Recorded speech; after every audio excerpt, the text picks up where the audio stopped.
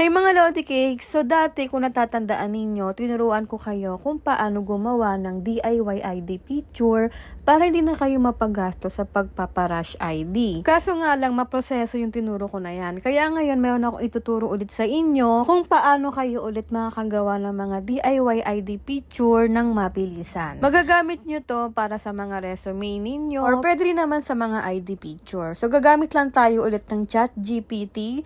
Pwede nyo po yan i-download sa Play Store or sa App Store or pwede rin naman gumawa kayo dito sa website ng chatgpt.com. So, kailangan nyo lang po ditong mag-login gamit yung Google account nyo or Apple account. So, once na login na kayo ng Google account nyo dito, pwede na tayo makapag-create dito ng ID picture natin. May kita nyo may add button sa baba, pipindutin nyo lang and then add photos lang tayo. Punta tayo sa photo library and then i-upload nyo dito yung picture ninyo para yan yung paggagayahan ni ChatGPT para makopy yung face nyo sa magiging ID picture. Tapos maglalagay lang tayo dito ng prompt. So ito yung prompt nilagay ko. Nilagay ko lang dito, make this a 2x2 ID picture with white background. Depende sa inyo kung ano yung color ng background na gusto niyo. And then change outfit to corporate attire. So yan yung prompt na ginawa ko and ito yung kinalabasan niya. So i-save nyo na yan mga Lodi Cakes. Kung naka-iPhone kayo, need nyo muna siyang i-save in files and then open in downloads.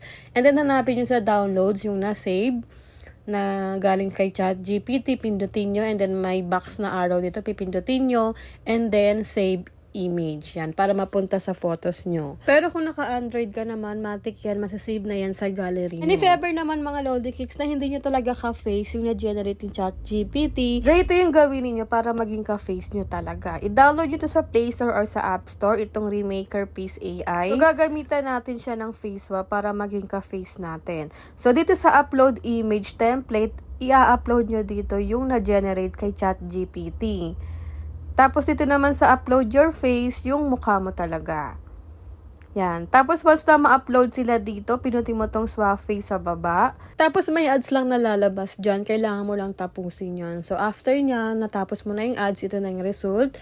Pipinutin mo lang tong download para matik, masasave na po siya sa photos or gallery ninyo. And if ever lang ng mga Lodi Cakes, sa mga Android users dyan na walang Remaker Face AI sa kanilang Play Store, dito na lang kayo pumunta sa website na to. I-type nyo lang AI Face Swap and then dito kayo pupunta sa AI Face Swap IO. Tapos ito yung pipindutin ninyo, yung may nakalagay na AIFaceSwap.io.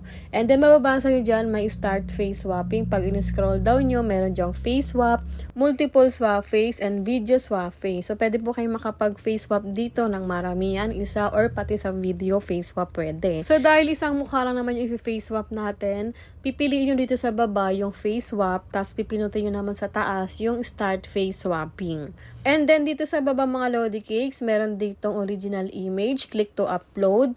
Dito, i-upload nyo yung na-generate kay ChatGPT. Yan, upload mo muna dito para maging kamukha mo na yung na-generate kay ChatGPT. And then, dito naman sa kabila, face image, i-upload mo dyan, of course, yung mukha mo. Magandang i-upload dito, yung talagang kitang-kita yung face mo para maganda yung result at talagang magiging kamukha mo.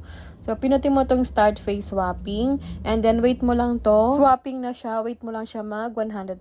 Tapos, ito na po yung magiging result. So, ayan, nakapag-swap face na tayo para ma-save. Pinutin nyo tong icon na to para ma-save. Tapos, matik yan, masasave na po yan sa inyong gallery. And if ever naman na gusto nyong ipaprint para gamitin 1x1 or 2x2, pumunta kayo sa PixArt. And then, dito, i-collage nyo na lang. May kita nyo yan dito. May collage dyan. Pipinutin nyo yung collage.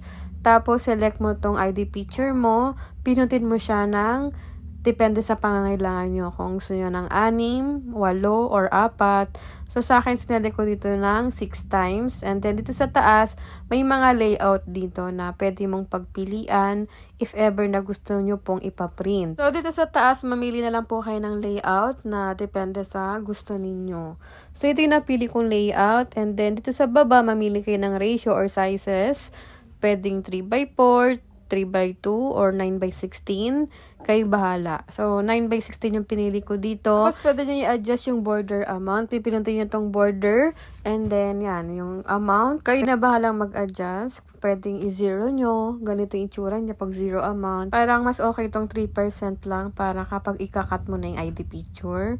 madali na lang.